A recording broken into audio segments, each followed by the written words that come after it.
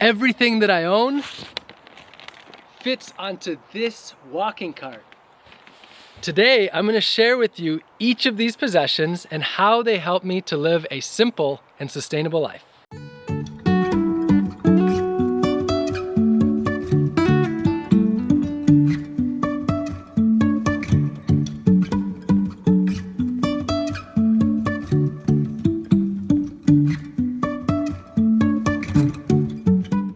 First, why are all my possessions in a walking cart? You've seen me in many different scenarios practicing simple and sustainable living, from the 100 square foot tiny house I lived in Orlando where I grew and foraged all my food, to when I owned just 44 possessions that all fit into a day pack, to recently the outdoor open air shelter that I lived in Asheville, North Carolina area. And so my possessions have varied depending on what I've been doing, whether I'm living in a tiny house out of my backpack or on a bicycle. The vessel that I have to carry my possessions really depends on what I'm doing with my life.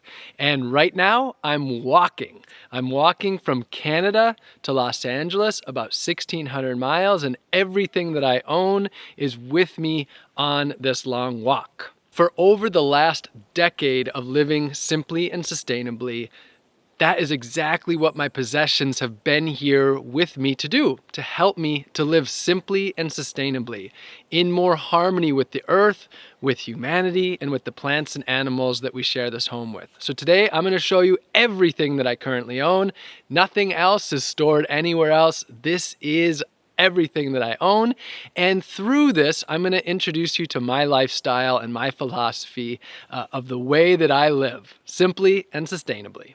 Welcome to my home on the road. I spend a lot of nights in this tent, and it's important to me to have a very comfortable place where I can retreat to and rejuvenate and have some quiet and be to myself and be in my own little space.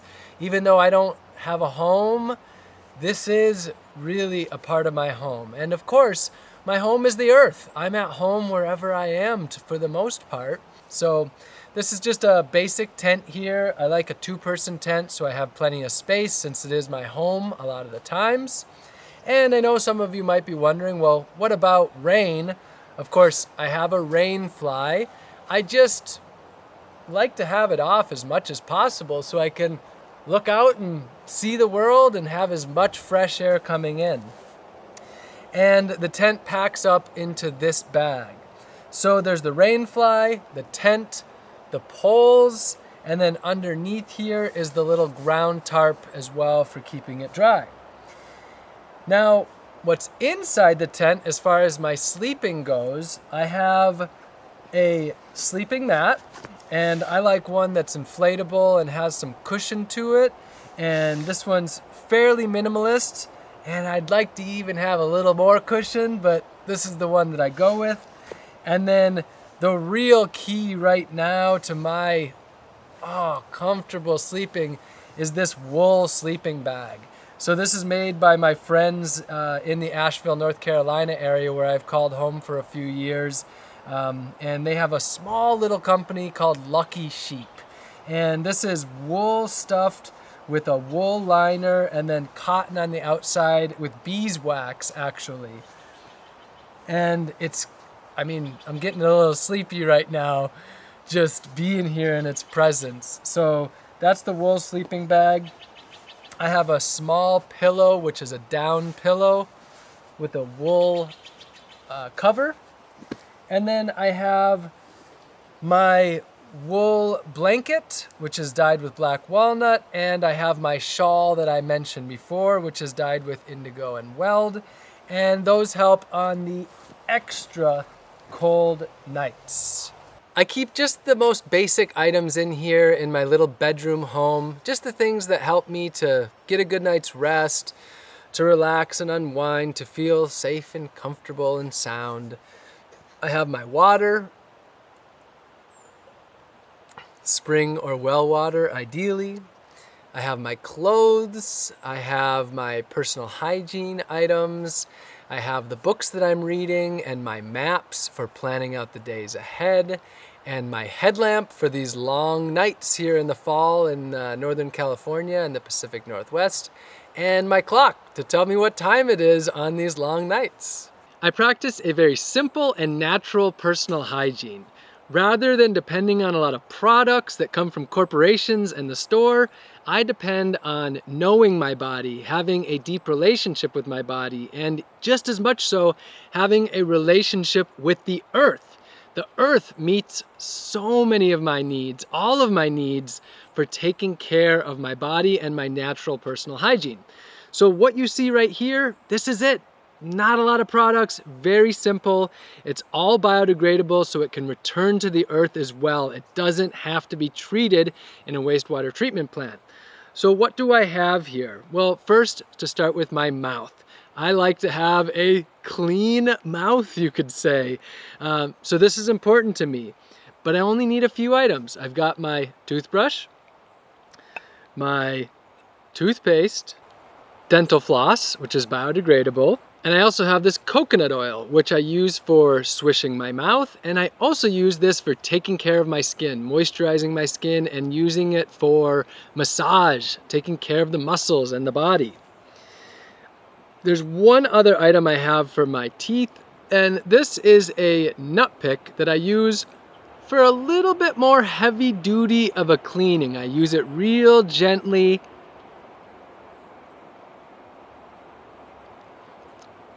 to do what the dentist would do, and it's a forever usable toothpick. Continuing on, I have my lavender essential oil, which helps with relaxation, and I'll often have a couple of essential oils.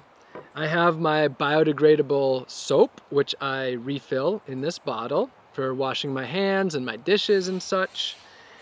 I have sunscreen, which I primarily put on my nose. This is a zinc-based plus plant-based sunscreen that I actually enjoy putting on my body. And then I have earplugs, which help me with the many noisy places that I'm sleeping. And then right now on my long walk, I have two other items that I don't always have. That is some herbal sleeping remedies, and right now sometimes I get these from friends and sometimes I pick this up at the grocery store. So just different herbs that help with sleeping, and then some balm or oil for rubbing into my sore muscles. With the long walk, this is a new thing for me that's really coming in handy and really helping out with the body. And a couple other things I have here. I have my finger and toenail clippers. I have tweezers, which are primarily for getting glass out of my feet, but I haven't even had glass in my feet lately. And then I have my scissors, which go along with my electric razor. For 5 years, I had a handheld, hand-powered razor, and I went with this. It's just so convenient, and it's one of those conveniences that I have. You'll see all of these are laid out on cloths. That's so that they can go into the bag and not clank around. And then the few other cloths that I have here is for blowing my nose. I have a face mask for getting sleep. And then I always have a couple of towels. So I have this long towel, which is my swimming towel, drying off towel primarily, but can use it for anything, and then generally a smaller towel, like a hand towel. I put this leaf here as a little reminder to mention that most of the time, I don't use any disposable paper products like tissues, paper towels, etc., and usually not even toilet paper. I put this leaf here to remind me to say that most of the time, my toilet paper is actually leaves. Sometimes I grow my own toilet paper, sometimes the earth does it for me, like the thimbleberries up here in the Pacific Northwest. Now, key to the natural personal hygiene, You'll notice I have no deodorant and I almost never use soap on my body. The sun is part of my personal hygiene. The sun is one of the greatest disinfectants, and the water. I swim in natural bodies of water most days as much as I possibly can. I stay out of bathrooms as much as I possibly can and instead have my personal hygiene with the earth. If you want to learn a lot more about my personal hygiene, you can watch my video that covers that in more depth. The possessions that I need for my natural hygiene routine fit right here into the palms of my hands, and this is largely, mostly unchanged, the same routine that I've had for over a decade now. This is a decade in the making. I have gotten my life down to all homemade, natural fiber, and naturally dyed clothing. So no plastic here. I could be walking through the woods and eaten by a cougar or a mountain lion or a bear, and I wouldn't be littering at all and returning to the earth. Just like a deer can fall down and return to the earth, or leaves can fall from the sky to the ground, so can I return to the earth in these clothes. It's been a lot of hard work, and it's been a long journey of breaking free from plastic clothes, fast fashion, and the industrial clothing system. I still have more breaking free to do, but I'm elated to be where I am here today. So I have about 20 items total, and either I made them or friends made them, and mostly friends made them, as well as an apprentice who worked with me last summer. But I've gotten my hands involved in all of this, and every single one of these items, I know every little seam and nook and cranny of them, and these are clothes designed to be on my body as a part of this earth. So what I have here, I have 3 shirts, 1 long sleeve shirt and 2 short sleeve shirts. I have 1 pair of pants and 2 pairs of shorts. And then both pairs of shorts have wood buttons carved from, one was cedar and another was avocado wood from places where I was camping. And then I have a wool base layer and for a top, and a wool base layer for a bottom. Now you'll notice the colors of this. I mentioned it's all naturally dyed. So this is black walnut on wool. This is all black walnut here on the pants and the shorts. The tops are indigo and weld, trying to make green, but I got more blue, I would say. Continuing on, I have my wool hat for keeping me warm and my wool cowl for keeping me warm as well, and these I am wearing very frequently. I have 2 pairs of wool socks. I actually have 3 pairs. 1 is missing right now, but will be back soon. And then I have a hat that was made for me out of bulrush, western red cedar, just a little bit, and yellow flag iris. For shoes, I have my wool booties, which were knitted and then felted with leather bottoms. And then I have my moccasins as well. I'm often barefoot, but I'm also often wearing these, and I have to say, wearing these, I'm happy to be wearing shoes much more often than I was in the past, because these are shoes that I'm connected to the earth with. And then I also have a shawl that I use for wearing, as well as many other useful things like harvesting up a whole bunch of apples. I like my items to be multi-purposed and multifunctional. And then underneath here is a blanket, and I use that blanket as a wearing blanket quite often. And with that, I have this little blanket pin as well. So there you have it, less than 20 total items. I have a wool sweater that is on the way right now to keep me warm through the fall and winter that is upcoming. And I'm so glad to be here. It's not all comfortable all the time, and it's far from perfect, but this is my natural fiber, naturally dyed, homemade and handmade clothing, still a part of the industrial system with many of these items, but so substantially broken free. All of the clothing articles fit into this one bag.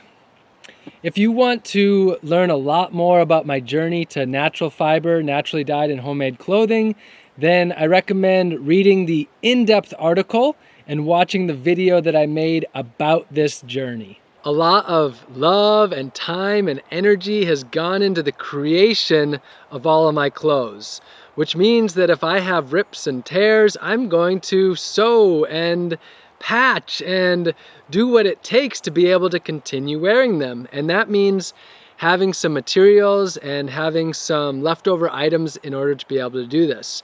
So a lot of my clothes have patches on them, and this is my materials. I have cotton and linen and wool that were all leftovers from making my clothes and items. Also some leather, and also a few items like this is what I make my buttons out of. And then I also have deer sinew, which is what I use for sewing on the soles to my wool boots. And then I'm carrying extra soles with me so that when they wear out, I can put new ones on. And then I have my sewing kit as well. And that includes my cotton thread, a bobbin for when I'm using a sewing machine. I have a few different sort of specialty needles like this S needle and this C needle, and a little seam ripper, some safety pins and pins. And at the moment, I cannot remember a thimble and a thimble. And they all fit into this little bag. Oh, and of course, a beeswax candle. This helps with a little bit of repairs here and there. So this wraps up into a little satchel, and this sewing kit fits into my bag. And this is my little kit for taking care of the items that I have and making them last. Here I have the items that I use for cooking, for eating, and for water. And of course, this is one of the most important categories of items because I eat almost every day except when I'm fasting, and I certainly drink water every day. And so these are the items that I'm most commonly and consistently using. And even when my life is down to 44 possessions, a lot of these items are a part of it.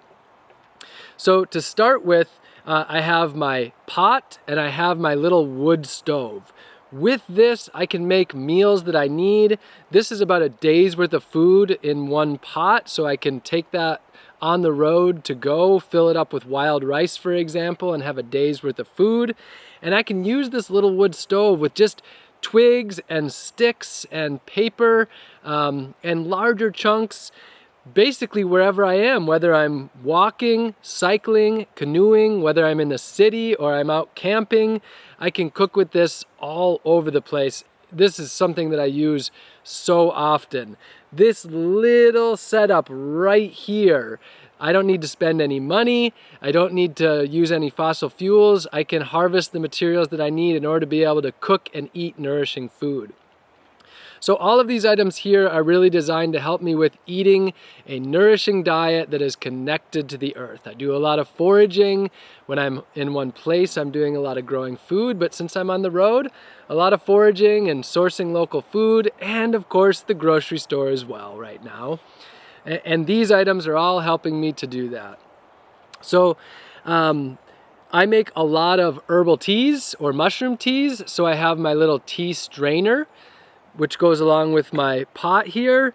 When it comes to cleaning the pot, I use steel wool. I love steel wool because it makes cleaning super efficient and easy. And then I also have the same soap, the same biodegradable soap that I use for my personal hygiene for my kitchen items as well. I carry a lighter for lighting up the stove, and sometimes I have a flint and steel, but honestly I pretty much always use the lighter. And then I have my bowl along with a fork and spoon, and I really love this bowl. My friend Eric made it for me out of ash. Well, actually he had already made it and he gifted it to me, and I love the feel of this bowl. Usually I have just a metal plate or bowl, and that is much more practical. But this is something that I'm really enjoying right now. It's definitely a little bit on the extraneous side, but I am going with it and absolutely loving it. I have my multi-tool, which has the knife, and I use this most commonly for the kitchen, but I use it for many other things as well. I have, as far as water goes, I have a 1-gallon jug, which backpacking can't really carry, but walking with the cart, it's really great to have my gallon jug. And then I have my 1-quart water bottle or jar. And what I love especially, well, one feature of this that really helps this to be a more useful item is that it has the measuring units right on the side of it. So it actually serves as my measuring cup as well. And you know, I use this jar for all sorts of things. It can be used for storing food as well. But number one, it's for drinking. And then I have a water filter. And this little water filter hooks up to a typical water bottle. And I can use this for drinking water out of the rivers and creeks and lakes. And that's what I primarily do use it for. Now, most of the time right now, I'm just filling up at wells and springs and faucets and in homes, in restaurants, at parks, etc. I love to filter my water, but with the strenuousness of the walk, I mostly have that as just a backup. And then a couple other items. I have a little sleeve that goes onto my jar, because one of the reasons I love this is I can put my hot tea in it and then bring it to bed with me to keep me warm on those colder nights, or just warm up the body, give myself a massage, and being able to put it right inside this sleeve helps with that. And then I also have a small wooden cutting board. I have my towels, which are very common and helpful in the kitchen and cooking, but these are the same ones I use for swimming and hands and etc. And then I have a few cases as well to put the stove and to put the pot into. Going for a long walk, it's really hard to avoid the plastic. So when I'm foraging 100% of my food and I'm living off the grid in a tiny house, I store most everything in glass and other non-plastic natural materials. But I'm embracing some of the plastic for this long walk because of the weight of carrying all glass. So my ideal scenario here are glass jars, for example, for my honey and for my olive oil and my vinegar. But something that works really well for non-liquids is my cloth bags, all of which I made. Some of them have drawstrings on them, and some of them I just tie a little piece of cloth around. And then I also like to use the little glass jars for spices and the little metal jars for spices as well. These work really well for me.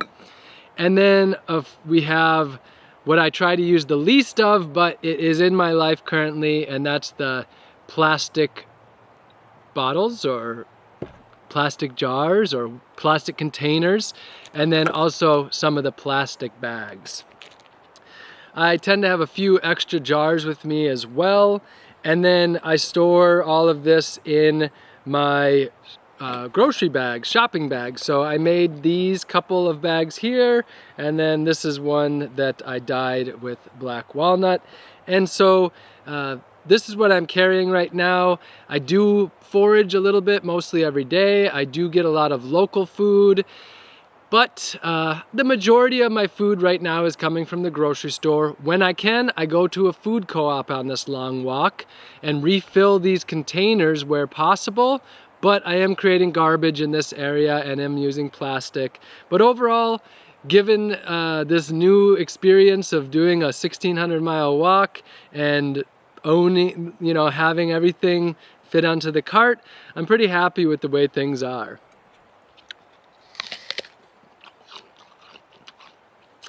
That's a good local fall apple right there. I dream of having no electronic technology, and one day that dream may be something that comes to fruition. But for now, this is what I have. And at the same time, I reflect and I look back and I remember how many electric items that I owned in the past. And when I visit people in their homes, just how many lights there are and screens flashing. And with that being the case, I remember that I'm very in alignment. My idea is to minimize technology and for the most part just use what helps me to be of service for the most part. So to share with you what items I have my computer, and this is a 2013 MacBook Air, so that's 11 years old. I bought it secondhand for about $120, and I've been doing that same thing for multiple years. This is, I think, the third one of these that I've owned. So I just buy my computer secondhand. I have my headlamp, which I made a wool, natural fiber, naturally dyed headband out of, which I enjoy having on me more than plastic. I have my little clock, and I struggle with a lot of noises, and the ticking of clocks can be very challenging for me. So I made this little wool covering, and that drowns out the sound of the ticking actually. And it's more enjoyable to have this in solitude in bed. But sometimes when I go to solitude, I don't even bring a clock.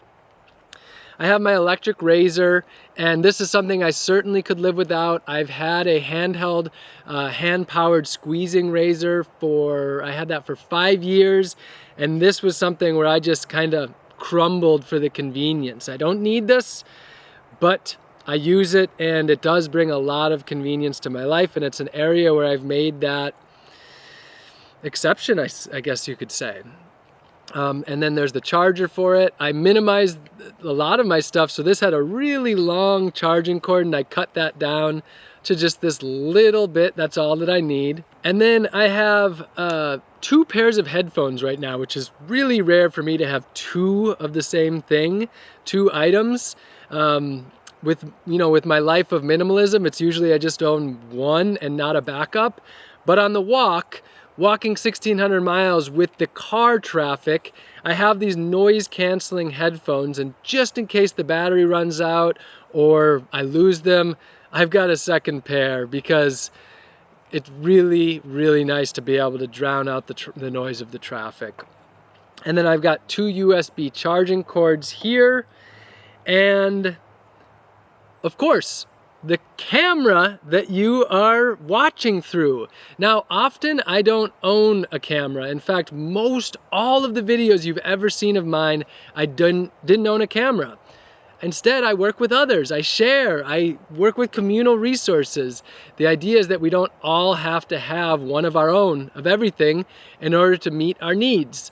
Right now for this walk, I have a camera, and it's the first time I'm filming videos on my own. So I hope that you enjoy them and that this camera helps me to be of service.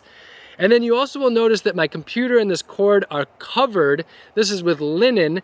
I'm not hiding the fact that I have technology, but I find that just having my eyes looking at these natural fibers and these natural colors really helps with the mind rather than looking at the technology. And at the same time, it is about the others that see it. Again, not covering up the truth, but reducing the subliminal programming that I take part in. You look at this and you don't really see a computer. The idea is to minimize the number of times each day that you and I are being bombarded, telling us to buy stuff and have particular brands, to be important, meaningful, wonderful, contributing members of society. So there is my electronic technology, and if you want to learn more about my relationship with technology, then read the article and the video on my relationship with technology. For books and writing, I carry a few with me. When I'm having a home base, I have quite a few books, but right now, I'm just carrying a few. Number 1 is Nonviolent Communication. I've read this book 6 times, and I consider it my Bible. I also have my needs and feelings list that I keep with the book. I have the Thanksgiving address, Greetings to the Natural World, and Words Before All Else. I'm so excited to share this with you in another video. I have my maps for getting me down the Pacific Coast Highway on this long walk from Canada to Los Angeles. And I have my notebook with a pencil and a pen. And I do writing in this notebook, but a lot of my writing is on the computer. Inside of this book, I have quite a few owl feathers, and this is from an owl that was hit by a car, and I harvested the feathers, and this is a gift that I share with people. I like to share simple, natural gifts that are impermanent, that can return to the earth. This feather can just return to the earth. And then I'm carrying my book, Food Freedom, which just came out a few months ago. And the reason that I'm carrying it is to show it to people. Sometimes I'm carrying 5 or 10 to give away. And then also I am proofreading this right now. So this is what I am carrying with me. And I wish I was doing a lot more reading, but being on the road, I'm not doing a lot of reading. However, I'm listening to audiobooks for the first time. In my book, I keep my cash, which right now I have $310 to my name. My net worth varies from time to time, but right now, $310 plus around $2,500, maybe $3,000 worth of possessions. My net worth is somewhere around $3,000. I have no bank account, no credit card, no debit card, no life savings, no insurance, no safety net as far as money stashed away. My safety net is the relationships that I create with the earth and with my community, the social capital that I create through giving and receiving, non-linear transactions, circular transactions. So I feel comfortable with the amount of money I have. This is challenging when I have this little, but I feel comfortable because my life is about relationships. It's about connections with the earth, with humanity, with the plants and animals that I share this earth with skills. I don't have a lot of stuff. Why? Because the earth provides so much of what we need, and community provides what we need. So we can give, we can take, we can receive, we can share, and we don't have to have all the points kept track of. That's the way that I choose to live, at least. Less points in the bank via money, and more points in relationships, in connection, in love. Some of the items here are top level essential, and some of them I could definitely do without. One of my absolute essentials is a multi-tool. This comes in handy for so many different things.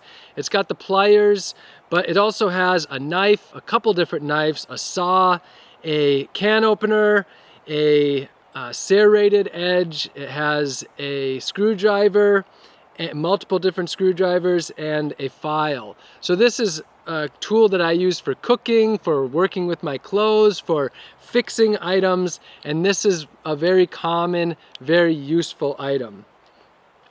I have a lighter. I try to find my lighters on the side of the road so I'm not taking part in creating new plastic ones, and then it's in a little leather case that I made. Now this is my what's called a hori-hori, or a garden shovel or trowel or knife. And this is a tool that is a really helpful garden tool. Primarily, I'm using this for digging holes in order to go poop in when I'm out in the woods and when I'm not in an area with a toilet, which when you're walking 1,600 miles, being able to dig holes is very helpful. And a little sheath that goes inside. I have a pair of hand pruners, and I love to have these. These are one of my top tools for gardening. Great to be able to help people with pruning their fruit trees, and also a really great foraging tool. I carry this paracord, and this is my clothes drying line, but also if I'm camping in an area where there's bears, it's really great to have paracord in order to do a bear bag. I have a lot of small bags. These are used to contain many of my different items. Right now, almost all of my bags I've made myself out of the scraps from my clothes and are dyed with natural plants. This one's dyed with the black walnuts, for example. So I like to be able to compartmentalize and sort things with lots of different bags. And it also helps to keep things that are glass, for example, from clanking. And then I also have my little day pack here, and I like to use this to go out for the day.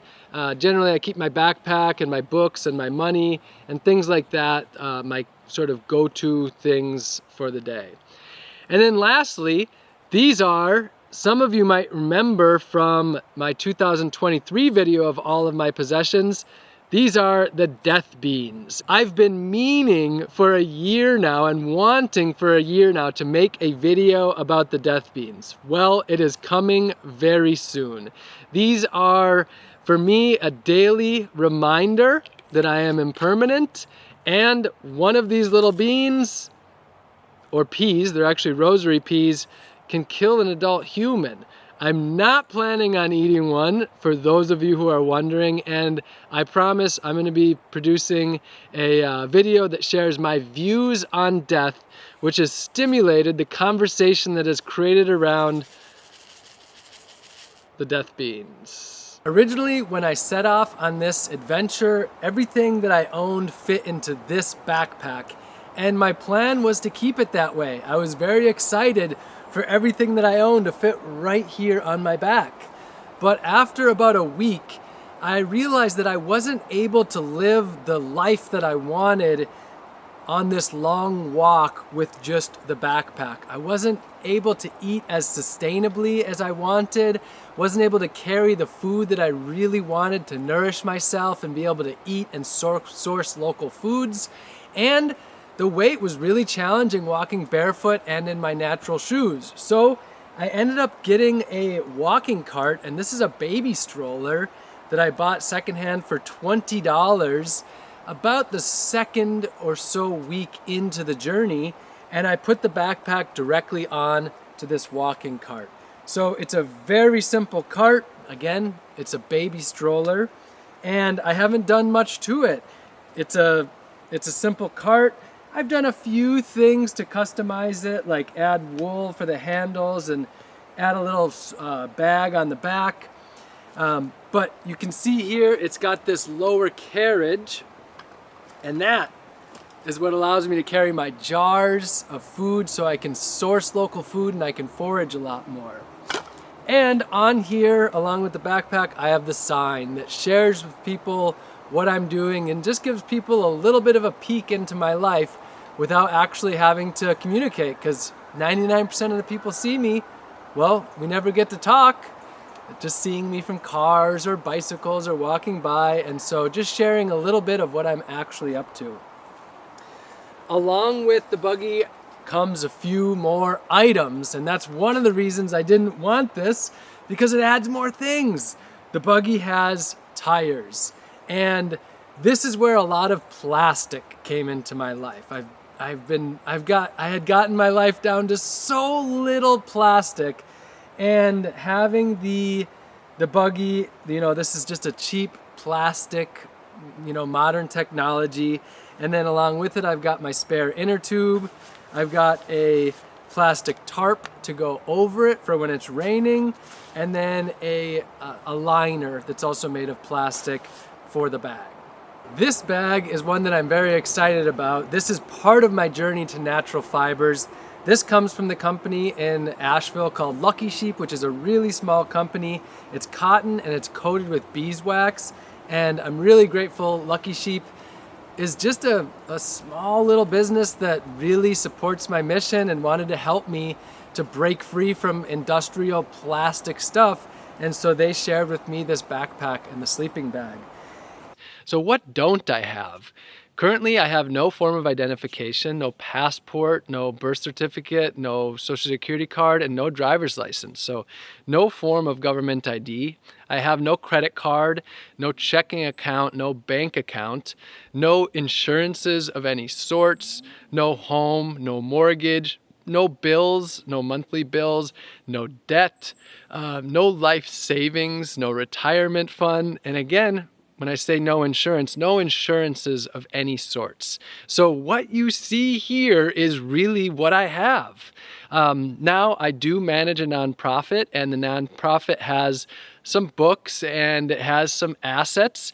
And so the question is, what is ownership? There is not necessarily a clear delineation of what ownership is, but and that's a big part of the idea of my work, is to question that and question this whole concept of ownership, because to be honest, I believe that to a large degree, ownership is a delusion.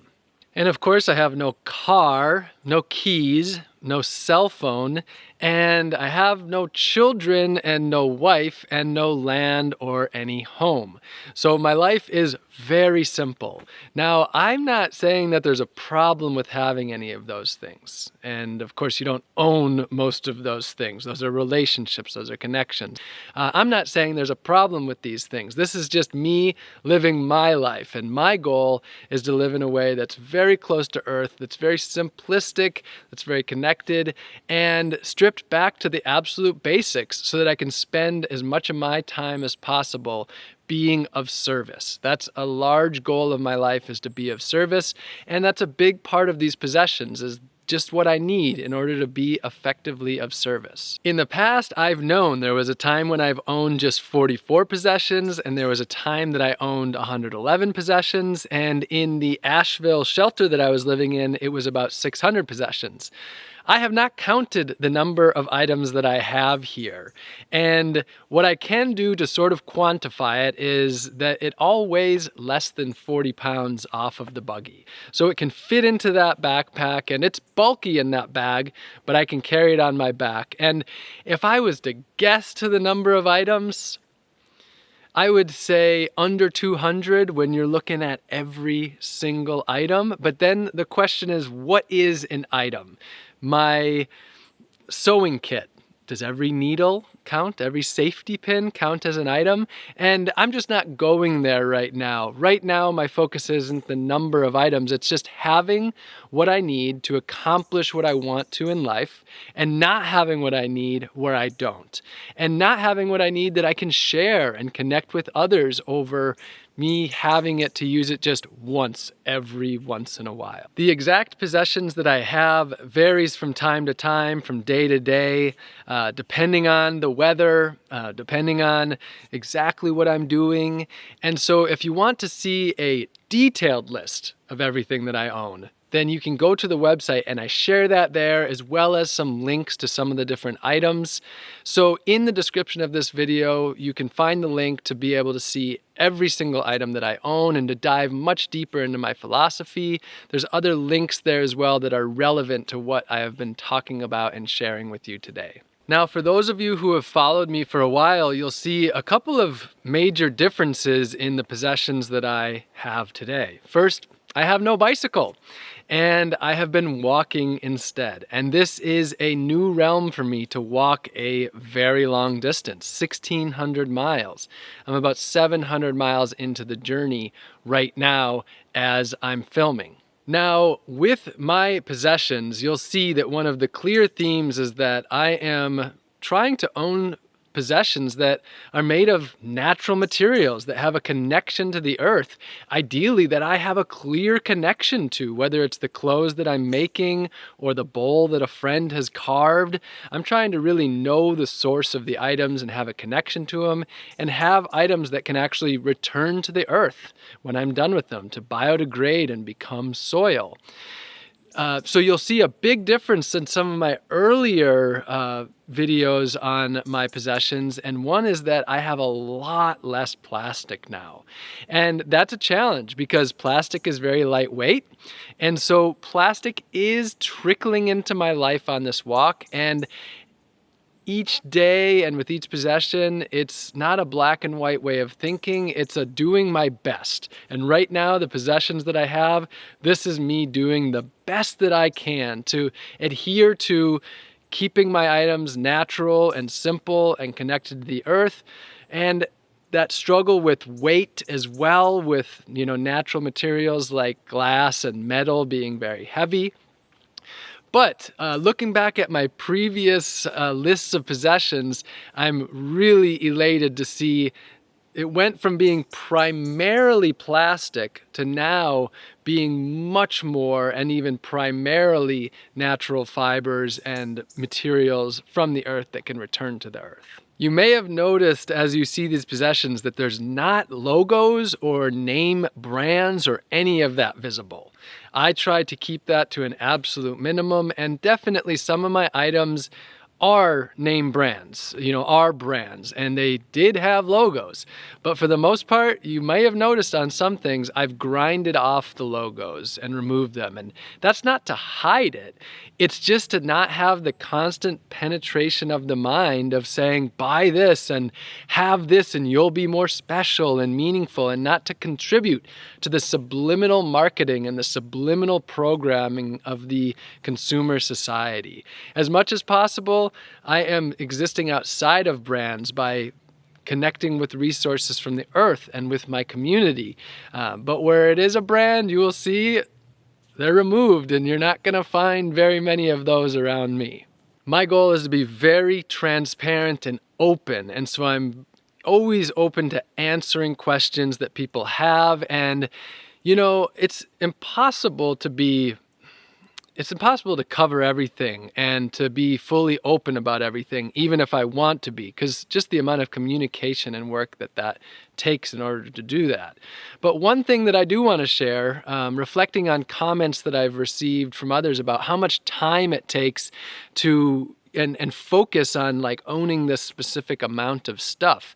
And I will say that I do have some elements of that, like obsessiveness and compulsiveness with my stuff, where I got to remove all those logos, like I said, and I got to have each item kind of a certain way.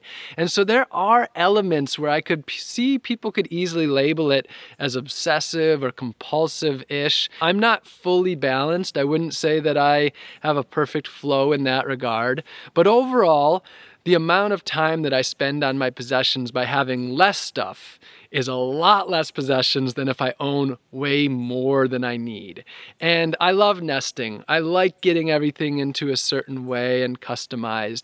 But to really optimize my life, I would spend less time being so particular. But I gotta say that being particular is it's important in a world that's so unparticular. And what I mean by that is in this consumer culture where the whole idea is you don't pay attention to the details. You just buy it and you don't pay attention to where it comes from, how it gets to us, what the impact it has on the earth.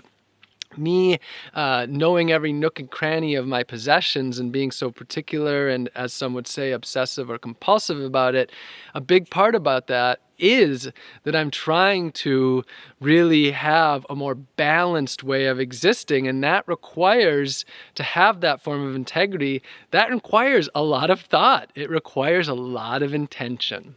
Now, some people say, aren't you just dependent upon other people by having less? And to a degree, the answer is yes. I want to be dependent upon other people because I believe this concept of independence is largely a delusion. Just because we give someone money and then they give us what we want, whether it's a physical product or a service, that doesn't make us independent. That's just a delusion that we've created through money. The truth is, behind every dollar we spend or every credit card transaction that we make, we're actually dependent upon someone else. We're just not acknowledging it. So I want to acknowledge my dependence upon others, and I want others to embrace their dependence on me, because I believe the only way that we can really come together as cohesive, interconnected communities of people is to actually need each other. So I want to need people. As much as that is challenging for me, I have a balance of dependence and interdependence. I practice a substantial amount of dependence, and to a large degree, my possessions that I have right now are designed for me to be able to meet the majority of my needs and do most of what I want to do independently and have that autonomy. But at the same time, ingrained into all this is an interdependence. So I walk the balance, and there is no clear line between dependence and interdependence, and building that. So I believe in building the skills of both, building the skills of community and working together, and building the skills that we can have to take care of ourselves as individuals. And by doing that, taking care of ourselves as individuals, we serve the whole much more effectively as well. I want to share a little bit of update of what I've been up to since the video that I shared where everything I own fit into the outdoor shelter, which was about a year ago. And so I lived there for just a few months. That was a summertime home. And after that, I started to gravitate towards the possibility of achieving a lifelong aspiration and interest, which is this concept of complete non-ownership.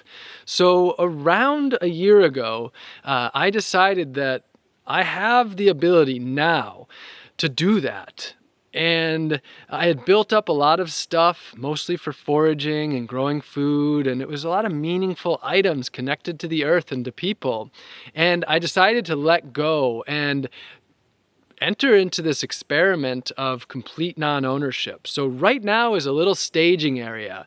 I got myself down to everything I own fitting with me on this walk, and as I walk to Los Angeles, I'm shedding, I'm letting go, I'm surrendering to the attachment to outcome, really diving more into non-attachment and impermanence, all as a vessel for being more connected to community, more connected to the earth, more connected to a sense of reality, and removed from this concept of separateness, this delusion of separateness. And so what's next is when I arrive in Los Angeles, I am actually going to get rid of everything I own. Everything that I just showed you today, I am giving away. And I will own nothing.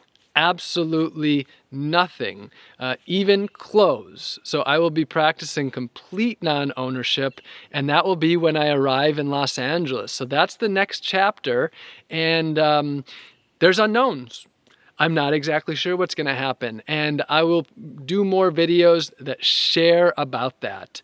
But I'm really grateful to have had this time to update you, to use my possessions as a way to dive into many different philosophies of life.